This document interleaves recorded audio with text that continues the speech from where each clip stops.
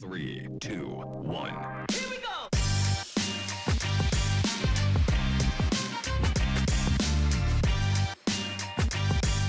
Welcome to the Remote Photography Podcast. In this episode, I speak to the UK model but Cyprus-based Stephanie Dubois about her remote photography experiences. Enjoy the podcast.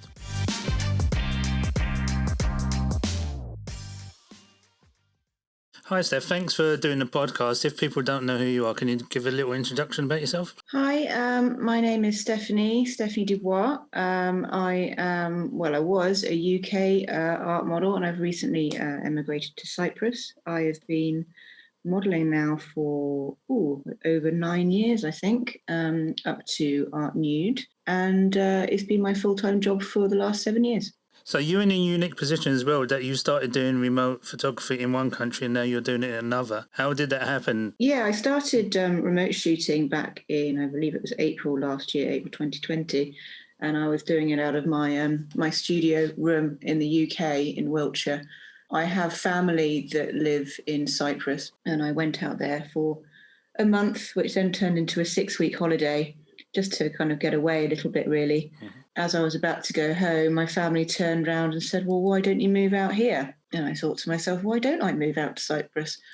You know, it's an idea that's been floated a few times in the past few years, but it's never been something I've seriously considered until the advent of remote shooting, which just suddenly opened up the possibilities of me being able to live somewhere beautiful like this, but not necessarily have to worry so much about having people on my doorstep to work with. Mm-hmm. So I emigrated and I got my residency at the end of October, and now I'm here full time. Do you think the pandemic was part of the thing that sort of pushed you over the line to emigrate as well? Yes, absolutely. I think beforehand I was worried. I think I was too worried about little niggly things that actually really didn't really matter in the grand scheme of things. The pandemic, I think, and everything that, we've all been through to get to today, it just made me think, life's too short. Why not give it a go? I mean, if it doesn't work, I can go back to the UK. I'm still a British citizen. I still have a British passport. So I figured to myself, well, why not give it a go? So here I am. So how did you find out about remote photography? Was it you'd seen people post online, or was it just through Facebook groups? I'm not 100% sure. Actually, no, that's a lie. I do know. My housemate, landlord, he had seen a couple of groups online with regard that referenced remote shooting, and so he suggested it to me, and I had a little bit of a look into it, and he very kindly lent me his camera for the first 3 or 4 months, and it just kind of went from there, really. And how did you find the experience at first? Was it weird that the photographer was in the actual room with you, or did it just, like, within the first shoot, you got your head around it? The first shoot was definitely very weird, but I think actually most of it was more down to me realising that I was the eyes for the shoot, and I suddenly had to really, really think about where I was pointing the camera, whereas normally, in person, the photographer can see. So over time, I think the first couple of shoots were I found a little bit difficult in terms of that. But then I soon learned where was good in my home, what worked, what different times of day, that kind of thing. And it suddenly became a lot smoother. I mean, obviously, it's not the same as in-person shooting, but you can still have a good old natter with your photographer and have a laugh. So, no doubt, yeah. Yeah, it's been great, actually. I've really enjoyed it. Do you find, because I know some people have tripods and some people have someone to help them. Did you find like the limitations being limiting, or did you find that it was like let you be creative now because you weren't having to be, the photographer has to squeeze into this corner of the room or something? Well, yeah, I mean, I guess instead of the photographer squeezing in, I have to squeeze in a tripod with a laptop camera and a mobile phone stuck on top of it. I think actually that the thing I've not had so many issues moving the tripod around. I think the thing that does drive me slightly potty is altering the height of the tripod. There's no nice, simple, easy way to do that. I think another model friend popped up a post about tripods the other day, and we had a discussion about it. There's lots of good gizmos and gadgets and stuff that you can add to your tripod, but there doesn't seem to be, that I've seen, a tripod that you can really easily change the height of, because you change one leg and then you're trying to get the thing level, and then it just goes all over the shop. So, and then the photographer has like a motion sickness. Yeah, I think I did make somebody quite motion sick once going up and down my stairs. Well, speaking about the gear, what's your current setup you have? So at the moment, I have got a Fuji X-T2 with the 1855 lens on it. I've also got a 23mm 1.4, I think, and a 55 to 200 zoom lens. The main lens, the one that's basically used all the time, is the 1855. Yeah. I do occasionally crack out the 55-200. I have a tripod with one of the T-bars on top of it, and on that sits my camera. I have a Surface Pro 4 that is quite a good piece of kit for this, actually, because I can kind of clamp it in place rather than having it sat on a table and having to move it separately. And then I have another little holder on the end for my mobile phone, and all of that follows that around the house with me. I've had super fast internet put into my house. My family have had super fast internet put into their house.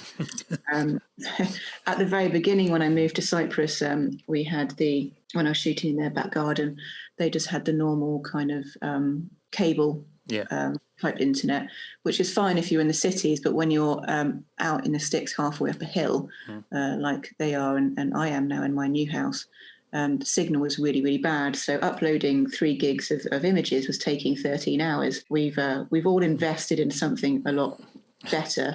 My actual remote shoots, I had 40-meter Cat6 extension cable going out the back of the router, and it was just following me around the garden. Yeah, I remember when we did the remote shoot at your parents', literally you had to find the lead that was long enough to get from the connection to the computer. Yeah, exactly. So that was fun.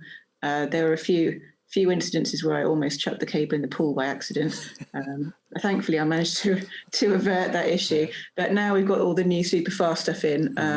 Though I've not tested it by the pool yet, but it works fantastically around my house and the upper levels of the garden. And a lot of people do their communication through the phone instead of Zoom or whatever platform they're using. Do you find that easier to do, or you just stick to doing everything in the one software? I haven't used Zoom for a while. I'll be honest, I find it a little bit laggy. Okay. I think a lot of that was down to, as well, the connection I was having in my parents' house at the beginning. And I was finding that it was easier and quicker with Quick Assist and AnyDesk. Also, I like to give people a bit of a tour at the beginning, because obviously this is my home. So it's not just kind of like a little studio area with different sets that I can make. I'm kind of taking you for a wander around my house. So at the beginning of a shoot, it's nice to connect with people on the phone because it makes it a lot more portable. And also I find with discussing ideas and angles, if I have an idea or the photographer has an idea, we look at it on the phone first before we start moving all the kit around. Although my kit is very easy to move around, sometimes it's just nice to have a quick look at it going, yeah, maybe that'll work. And then going from there, really. So how many shoots have you done so far? I'll be honest, I haven't counted. I have no idea, but it's quite a few. Okay. But yeah, it's a few all over the world. It's been really interesting. Yeah, speaking of that, is who have you shot with, and in what countries have you shot with? So there's been increasingly there's been more in the UK, which is great. At the beginning, it wasn't. A lot of people, I think, resisted the whole idea of remote in the UK for quite some time, until I think the second lockdown truly kicks in and people were feeling the need to be creative. I've had quite a few in Europe, mainly Germany, I think, a couple in Israel, quite a few in America, Australia, and my furthest one is Guam. Oh, nice. Which I calculated was about 7,500 miles away or something from me at the time. So is there any remote shoots that stand out for you at the moment? They're all different in their own way. I'm very much a lover of natural light and using what I have around me. So I'm not really one for creating big sets and, stuff like that. I'm very keen on kind of nice light and different textures and stuff. So what I've found interesting is everybody's different take on what I have to offer, because, at the moment, my house is a bit of a white box, and I think it would be quite easy to shoot the same thing all the time, but every shoot has delivered something slightly different to the last, which has been really interesting for me. The main thing I'm loving out of all of them is just getting to meet all these people that I probably wouldn't meet normally. But no, I don't think there's any standout shoots per se. I think everyone has been interesting and exciting in its own right. Yeah, and you've got some quite amazing locations available to you where you are now. Yeah, I'm really lucky. Obviously, when I first came over here, I'm still staying with my parents now. I should hopefully, fingers crossed, be moving into my house next week. But I've had their pool, They've got a fantastic location for their house with especially for dawn shoots, just get crazy views and beautiful light. And they've got a beautiful garden to shoot in. And then my house is just a great big white box of amazing light everywhere. It's the whole reason I said yes to renting it. I wasn't actually supposed to be going anywhere till June, but this one cropped up in December, and I've been cleaning it for the last 8 weeks. But it's every time I walk in there and I look at the light and I just think, yes, this is the right decision. I think it was one of the times that I was happy to wake up at 4 o'clock to do a shoot.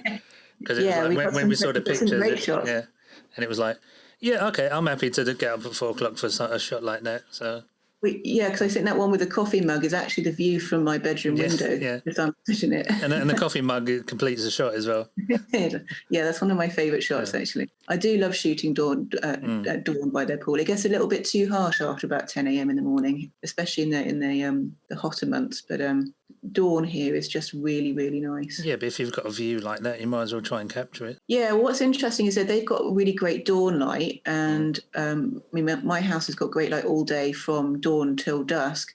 But once my roof terrace is sorted, it looks straight down to the Mediterranean. I get the sun; it sets right at the end of my garden, straight into my window.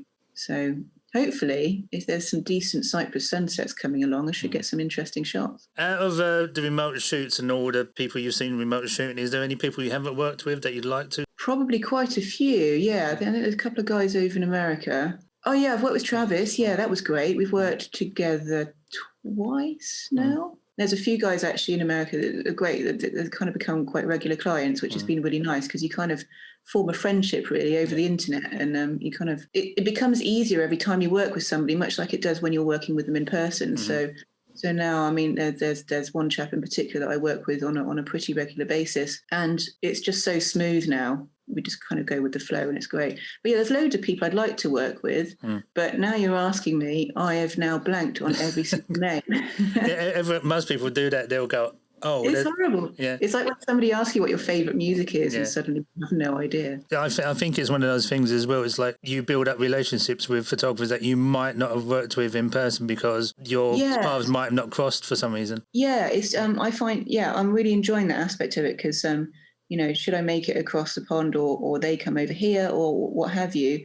I know a few of the American guys they really want to come over to Europe for X, Y, Z reason, and we're planning to. And now, because they've worked with a whole load of European and UK models, they just like, right, well, I know you now. Yeah. So when I come over, we can actually meet in person and do a shoot, which it's a really great way of, it's almost a little bit like a meet and greet shoot, isn't it, really? Because you've done the icebreaking already on the remote shoot. Yeah, so when you actually meet them, it's like meeting up with an old friend. So with remote shoots, probably with in-person shoots as well, how do you prefer the photographer to present their ideas? Is it like a mood board on Pinterest, email, or do you just let it go and see how the shoot flows? I am very much a go with the flow kind of person. Okay. If you'd like to send me a mood board, it's gratefully received. If you want to email things, or if you want to pull pictures from my portfolio that you particularly like, if you just want to wing it on a day and we'll just see what the light's doing, I am completely free and easy. Everybody works in their own way. And it really is my job to be as accommodating as possible to other people's workflows. So if people want to book a remote shoot with you, how do they go about it? Have you found the Facebook groups being helpful, or do you get more people coming for your Instagram or your website? So interestingly now, I've always historically booked most of my shoots via Facebook. I do obviously have my portfolio on a couple of the portfolio management sites, and I've had an Instagram for a while. But increasingly now with the remote shoots, I'm having people reach out to me on Instagram, which has been quite nice. But most of my stuff has still been via Facebook. I found the groups at the beginning. I found the groups very useful. It's kind of dropped off a little bit since the beginning of this year for the Facebook groups, and I think you, as a model, you need to kind of put yourself out there a little bit more and be a bit more direct message people, which I don't really like doing, if I'm honest. But at the end of the day, we all have a job to do. But I think you're one of those well-known names that people would want to work with you. You don't really have to be putting yourself out there every single day. So. Yeah. I hate cold emailing. I always feel a bit of an idiot. But it's understandable because Well, I'm all kind of just like, well, can if you want to work with me, just pop me a message. I'm very friendly. I don't bite. So, but I mean, that there are times, especially when you're doing, because I couldn't work between October and the end of January, what with the emigration and the move and stuff. It's one of those. I feel it's one of those industries that if you disappear off the map for a little bit, you really do. Like nobody knows. And everyone thinks you've retired or something. Everyone thinks you've retired. There's always new people coming on the scene and new people crop up. So if you're not active for a little bit, you kind of get forgotten quite quickly. So one thing I did find when I realised I was in a position to start working again at the beginning of February is I did have to start sending some emails around to remind people that I was still around, type thing. Hi, I'm still here. Yeah. It's like, hello, don't forget about me. So with hopefully this year we're getting back to in-person shooting, do you see remote shooting be something you could still offer? I am absolutely going to still be offering remote shoots for a variety of reasons, really. Part of the reason that I moved to Cyprus was to kind of slow down a little bit because certainly for the last few years, I have really not been home very much. And after a while, it kind of takes its toll. So I've decided that the move to Cyprus would be a really good opportunity for me to just actually enjoy my home and make myself a home that I love and I want to be in. So being able to share that creatively with other people is fantastic. I would love the opportunity for people who want to travel to Cyprus to come here and for me to show them the awesome places that we have to shoot here. I'm also looking forward to traveling myself, but traveling from Cyprus now, it does open up a few different corridors to me, which whilst I could do in UK, are like a little bit closer to me now. So I am definitely going to still be offering them. I mean, the other reason, for instance, there's some people who actually can't get out to see me. Either they're too far away. I've got a couple of guys who are absolutely petrified of flying. So unless I go to them, they're certainly not going to come and see the Mediterranean anytime soon. So there's so many reasons to keep going with this. Whilst it's never going to replace in-person shooting, I do think it definitely has a place in this creative industry. And long may it continue, basically. And I hope it doesn't kind of dwindle too much once people are just super excited about shooting in person. They forget about remote shooting because I do think it has an awful lot to offer. Yeah, it's like you said, I definitely think for models especially, it gives you like, I might be in Cyprus, but look at all these locations I could give you. And like you say, if someone's afraid of flying or can't fly, or they have disabilities where they couldn't actually make it onto location, you've still got that option of letting them be creative. The other thing as well is that when I travel, I can take my kit with me to wherever I go. It's all very portable. The camera I've got is very light and portable. The tripod I've got is light and portable. I can take it anywhere.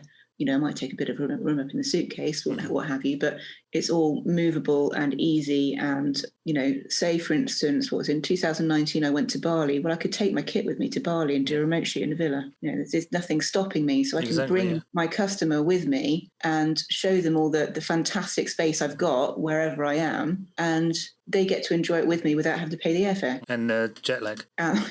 Yeah. You suffered a jet lag, but... Oh, yeah. Don't. The first time I went to Australia, I think that killed me for about 5 days. It really wasn't good. So do you think remote shooting, because you said because moving to Cyprus and let you slow down, do you find remote shooting helped you like go back into love of modelling? Yeah, I mean, I've never hated modelling. Yeah. It's just I was really mindful that I didn't give myself any time at all. If I was travelling, I had a tendency to just disappear for like 4 to 6 weeks and just not be home for that period of time. And then you come back and you've been bouncing around all over the place and super busy, and you get back and you suddenly fall ill because you've overdone it. And it was just rinse and repeat all the time. I absolutely love modelling. I love posing. Especially love location work. Big lover of dawn shoots. But I really did need to also look at how I was taking care of myself. So doing these great big massive tours 4, 5, 6 times a year isn't very healthy in the long run. So at least coming here, I'm forcing myself to slow down, but I'm not taking myself away from what I love. Yeah, because I'm looking at some of the images on your Instagram and your website that you've done remotely, and they're amazing. Because obviously locations is something, but some of the shots, say for instance, when you were in England, were all shot in maybe one room, if I remember rightly. Yeah, they were. Yeah, I had a great corner. Yeah. That little corner had fantastic light. About 6 different angles available for it, I think. Yeah, wasn't because you there? could do like high key against Yeah. the window, and then when you moved to Cyprus, like, okay, that was a different ball game. It was like locations. Here you are, and everyone's like, she's got a swimming pool. She's looking over mountains and this, Yeah. and like, I bet that it invigorated people to like shoot with you as well. Yeah, I hope so. You know, the space I've got now is substantially bigger than the space I had in the UK. Mm-hmm. It is different, and what I'm hoping will attract people as well is that my home is ever changing. Yeah. It was a white box 8 weeks ago, a dirty white box, and now it's a clean white box and a nice bedroom. I'm going crazy this week and actually ordering a sofa. So God. I'm adulting hard right now. Yeah, but then that's another set you can do with the sofa. Exactly. So my space is constantly changing. So at the moment, I'm planning on keeping the spare bedroom, because we can't travel, as a studio space. Mm-hmm. And it has a backdrop in it currently, and which can be taken out the way and put on white background as well. But my home is going to become a home, and it's going to be constantly changing until I've got it to where I want it to be. So, you know, the interior of the house will be first, and the garden, the top terrace will follow then. I'm going to make that into like a really nice kind of tropical paradise type thing with sofas and curtains and stuff. So it's just this ever-changing project, and I hope that that's going to entice some people to come and shoot, because if they shoot with me one time, 3 weeks later, that space is going to be different again. Exactly, yeah. So that's what I'm hoping. It's because I would love to offer more location stuff here, but I don't, unfortunately, have the luxury of an assistant right now. And I'm a little bit concerned because some of the best locations are by the sea and stuff. If something happens and I'm on my own, it's just not worth the risk. Or somebody could come along and decides to run off with my kit while I'm and then you're on a rock or something. And then you can't do remotes anymore. So. And then I can't do remotes anymore, But what I have done, and I think I put a post up about this on Facebook the other day, I used to run events here every year, a Cyprus photographic retreat, and a family who I rent villas off. I've rented one of their villas off them twice now, but they've got 4 villas in total. And I approached them the other day and to talk about maybe with lockdown, because they can't rent out the big houses at the moment, they're not allowed, about using them as a location while they can't be booked. Obviously, once bookings open up again, they're not going to want me in their villas. But so I'm hoping at the end of April, I'll be able to offer 2 different villas for use.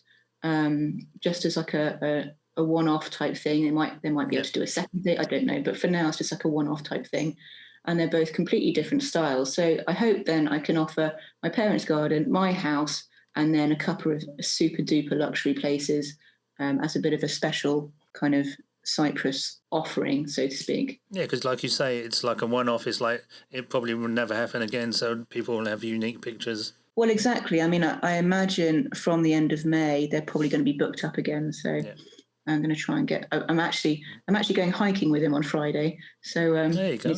He's going to show me the other one. So I'll because I've not stayed in the other one. I've only seen pictures of it. So we're going to have a little look around that and then go for a bit of a hike as well. Do you find with the whole thing of remote shooting, has it helped your brain like tick over? Because especially like the last year when you've not been able to do in-person shoots, have you found it, this is like, let me be creative, and it's helped? Oh, God, yes, absolutely. I think if I hadn't have had remote shoots, I probably would have turned into a turnip by now. It's just keeping your mind active. At the very beginning of lockdown, I was all motivated and inspired to kind of do things around the house and, get my tax slip turned and done early and, crazy things like that. It was fine for the first 6 weeks. And then after that, you just fell into this massive slump. And it's really, really difficult to motivate yourself. You can't see anybody, you can't socialize, you can't work. So remote shooting came at a really, really good time for me and has given me some focus and something to enjoy and look forward to. And it also allowed me to continue working, which is, I consider myself lucky to be able to still be able to do that. Obviously, it's not to the same scale as it has been in the past, but it has made a big difference.